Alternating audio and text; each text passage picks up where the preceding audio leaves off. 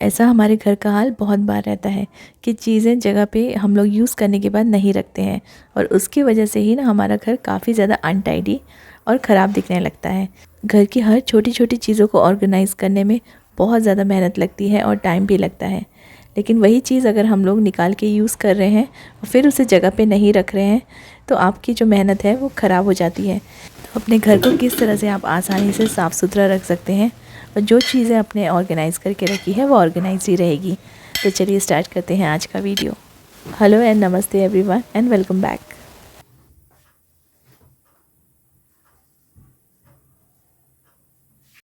इस रूम की साफ़ सफाई कर रही थी मैं, तो सबसे पहले कर्टन्स रिमूव किए हैं। लेकिन जो रिंग वाले कर्टन्स होते हैं उनको वॉश करना थोड़ा सा डिफ़िकल्ट होता है, क्योंकि इनके रिंग्स वॉशिंग मशीन में इधर उधर निकल के गिर जाते हैं और टूट जाते हैं। इसके लिए सिंपल सी एक चीज़ करनी है आपको, सेपरेट कर्टन्स लीजिए और इनके रिंग्स को एक साथ किसी भी थ्रेड या धागे से बांध दीजिए। रस्सी ऐसी लीजिए कि वॉशिंग के टाइम पे ये टूटे नहीं, और ये आपको सेपरेट सेपरेट हर एक कर्टन को टाई करना है। एक साथ बहुत सारे कर्टन्स टाई करेंगे तो वो हो सकता है कि ठीक से वॉश नहीं हो पाएंगे। तो यहाँ पे जितने भी कर्टन्स हैं उन सबको मैंने सेपरेटली टाई कर लिया है।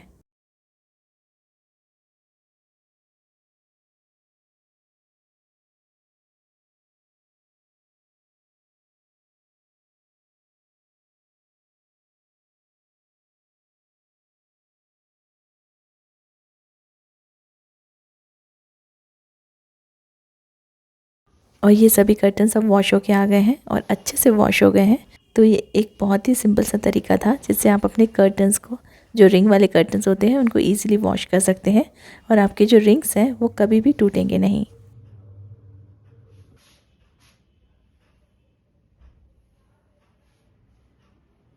डोर पे कर्टन्स लगाते लगाते आपको ये भी दिखाऊंगी कि एक भी रिंग ख़राब नहीं हुई है। सारी रिंग जैसी थी बिल्कुल एग्जैक्टली वैसी ही है। तो ये तरीका आप ज़रूर यूज़ कीजिए जब भी आप अपने रिंग वाले कर्टन्स को वॉश करते हैं, स्पेशली वॉशिंग मशीन में। डोर के कर्टन्स की जो लेंथ है वो थोड़ी सी बड़ी है और वो ना फ्लोर को टच करते हैं। तो मुझे 7 फीट तो लेना पड़ता है, 6 फीट लेती हूँ तो काफ़ी ज़्यादा छोटा हो जाता है।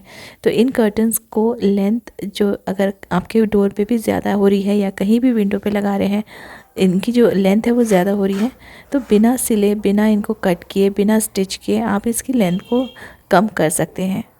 ये बिल्कुल फ्लोर से टच हो रहा है और जब हम लोग मॉपिंग या क्लीनिंग करते हैं तो बहुत ज़्यादा परेशानी होती है और ये जल्दी जल्दी से गंदे भी हो जाते हैं। इनको टाई करने के लिए मैंने एक रबर बैंड लिया है। रबर बैंड लेके थोड़ा सा पोर्शन आप ऐसे रबर बैंड में अच्छे से टाई कर दीजिए। अगर बहुत बड़ा रबर बैंड है तो उसको आप डबल टाई कर दीजिए, उससे ये जो कर्टन है वो अच्छे से टाई हो जाएगा और निकलेगा नहीं।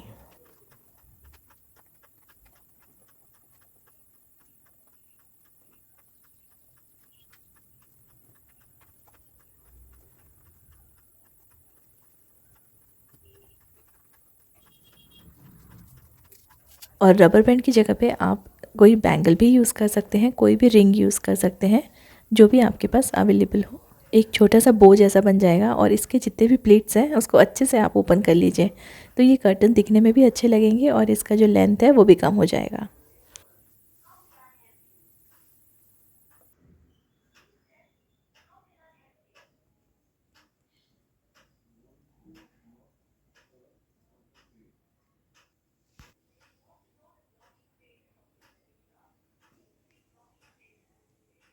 ठंड के मौसम में गाजर का हलवा हर घर में बनना कॉमन बात है, लेकिन इसको बनाने के लिए बहुत ज़्यादा टाइम लग जाता है, मेहनत भी लगती है, क्योंकि हम इसको ना घिसते रहते हैं और इससे हमारे हाथ भी कई बार छिल जाते हैं।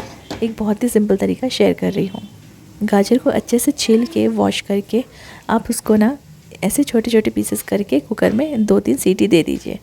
इससे ये प्रेशर से अच्छे से कुक हो जाएंगे और जब ये एक बार कुक हो जाएंगे उसके बाद इससे गाजर का हलवा बनाना बहुत ईजी हो जाएगा। 2 से 3 सीटी में ये बहुत अच्छे से गल जाते हैं। फिर इसको मैशर की हेल्प से मैश कर लीजिए, अच्छे से पूरा बारीक कर लीजिए और आप इजीली गाजर का हलवा बना सकते हैं। अच्छे से कुक हो गया है और इसको जैसे नॉर्मली हम लोग कोई भी चीज़ आलू वगैरह मैश करते हैं वैसे ही सिंपली इसको मैश करना है। जो आपको घंटों लगते थे गाजर का हलवा बनाने में, अब कुछ ही मिनटों में ये बन के रेडी हो जाएगा। और गाजर का हलवा बनाना तो सबको आता है, सिर्फ एक तरीका शेयर किया है जिससे आप आसान तरीके से इसे बना सकते हैं। एक बार मैश हो गया तो आप इसमें दूध डाल दीजिए, मिल्क मेड डाल दीजिए या फिर शुगर डाल दीजिए, इलायची और घी ये सब डाल के इसको अच्छे से पका लीजिए। और थोड़ा सा टेस्ट बढ़ाने के लिए आप इसमें थोड़ा सा खोआ भी ऐड कर सकते हैं।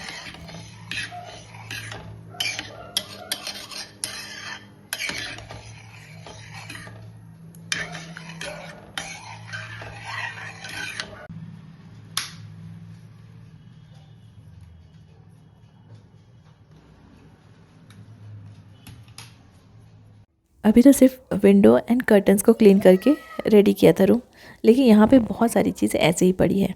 अब ठंड का मौसम है तो शॉल, स्वेटर, ब्लैंकेट्स बहुत सारी चीज़ें यूज़ में आती है और यही सब चीज़ें हमारे घर को अनटाइडी लुक देती है।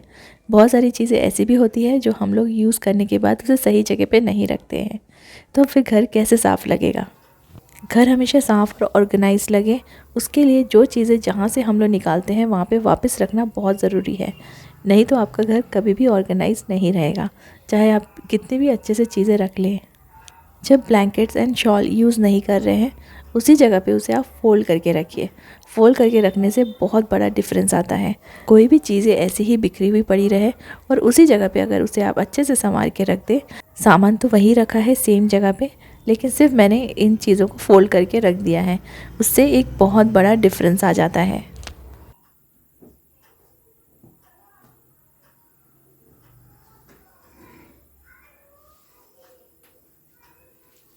ये टेबल तो है कपड़े प्रेस करने के लिए, लेकिन यहाँ पे हर कोई आते जाते वक्त अपनी छोटी छोटी चीज़ें छोड़ के चला जाता है, तो ये टेबल जो छोटा सा टेबल है यहाँ पे प्रेस करने की स्पेस ही नहीं बची। ये सब छोटी छोटी चीज़ों को आप अपनी जगह पे रखिए और अपने घर वालों को भी ये हैबिट डालिए कि यूज़ करने के बाद वापस थोड़ी देर के बाद आप इन्हें अपनी जगह पे रख दें। जैसे कुछ चीज़ें गर्म रहती है, हेयर ड्रायर्स या फिर स्ट्रेटनर्स, इनको थोड़ा सा ठंडा होने में टाइम लगता है, 5-10 मिनट में ये ठंडे हो जाते हैं। उसके बाद ये सारी चीज़ें आप जगह पर रख सकते हैं। कुछ एम्ब्रॉयडरी के थ्रेड्स मैंने लिए थे और उसको भी मैं अपने इस बैग में डाल रही हूँ जहाँ पर मैं सारे थ्रेड्स एंड नीडल्स रखती हूँ। अभी थोड़ी देर पहले मैंने इन्हें यूज़ किया था तो वापस से इनको अपनी जगह पे रख रही हूँ। अगर अभी नहीं रखेंगे तो ये पूरा टाइम यहीं पे पड़े रहेंगे और जब आपको प्रेस करना होगा कपड़े तब आप इन सामान को साइड में हटा के रख देंगे, लेकिन जगह पे नहीं रखेंगे। इससे जैसे ही यूज़ हो गया उसी टाइम पे रख देंगे तो वो काम वहीं का वहीं निपट जाएगा और जो चीज़ें आपने ऑर्गेनाइज़ करके रखी है वो ऑर्गेनाइज ही रहेंगी और आपका घर भी साफ़ सुथरा टाइडी लगेगा।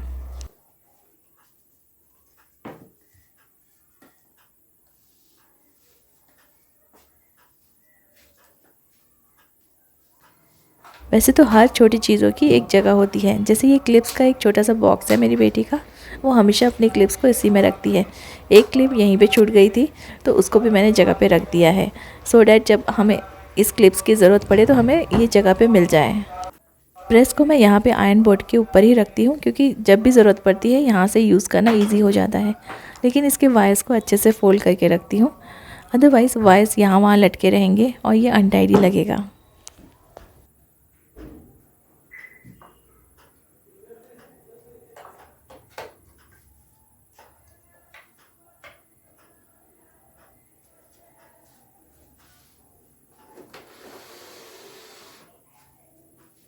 कुछ भी चीज़ स्टिच करने के लिए हम लोग अपनी मशीन्स यूज़ करते हैं तो उसे ऊपर ही छोड़ देते हैं। ऊपर रखे रखे मशीन्स बहुत जल्दी ख़राब हो जाती है, चाहे वो स्विंग मशीन हो या कोई और दूसरी मशीन हो।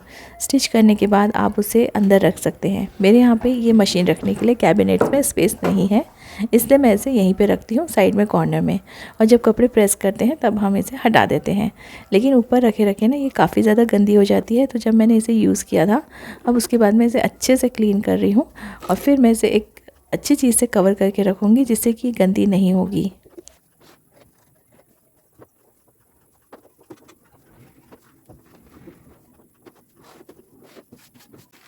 इसको अच्छे से कवर करने के लिए एक बड़ा सा प्लास्टिक लिया है मैंने। कोई भी प्लास्टिक ले लीजिए या कोई भी शॉपिंग बैग ले लीजिए, कोई भी आप पिलो कवर ले सकते हैं अगर इस साइज़ का अवेलेबल हो।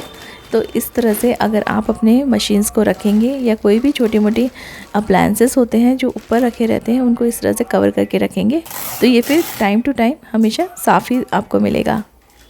नहीं तो जब भी मैं यहाँ पे स्टिच करने आती हूँ ना तो ये गंदा रहता है और फिर इसे मुझे क्लीन करना पड़ता है, उसके बाद मैं इसे यूज़ कर पाती हूँ। इस तरह से कवर करके रखने से ये साफ़ सुथरी रहेगी।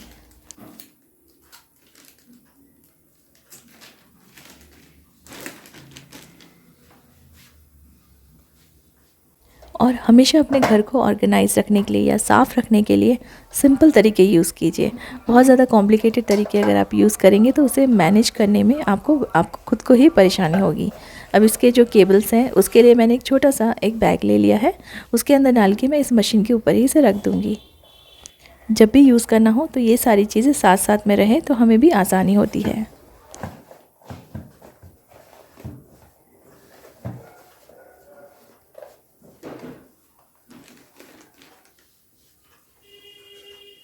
बहुत ही सिंपल तरीके से मैंने मशीन को कवर कर दिया है और उसके जो केबल्स हैं और जो पैडल है उसको भी मैंने एक छोटे से बैग में रख दिया है। इससे ये दोनों ही चीज़ें गंदी नहीं होंगी। लेकिन मैंने इन्हें जहाँ पे रखा है ये स्पेस, इसमें काफ़ी डिफरेंस लग रहा है। जब यहाँ पे चीज़ें पड़ी हुई थी तो बहुत ज़्यादा गंदा लग रहा था और बिल्कुल भी स्पेस नहीं थी। अगर मुझे कोई भी कपड़े प्रेस करने होते या स्टिचिंग करनी होती तो यहाँ पे स्पेस नहीं रहती। छोटी मोटी चीज़ें जो इधर उधर पड़ी रहती है उसे यूज़ करने के बाद उसी टाइम पे आप रख देने की एक हैबिट बनाइए। ये बहुत अच्छी आदत है, इससे आपका घर कभी भी गंदा नहीं दिखेगा और हमेशा मैनेजेबल रहेगा। स्टडी टेबल पढ़ने के लिए होता है, वहाँ पे लैपटॉप और बुक्स अगर पड़ी रहे तो अच्छा लगता है, लेकिन अगर बाकी दूसरी चीज़ें अगर हम लोग अपने स्टडी टेबल पर रख दें तो वो अनटाइडी लगने लगता है।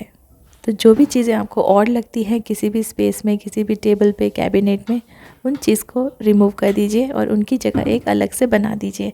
इससे घर को ऑर्गेनाइज रखने के लिए काफ़ी आसानी हो जाती है।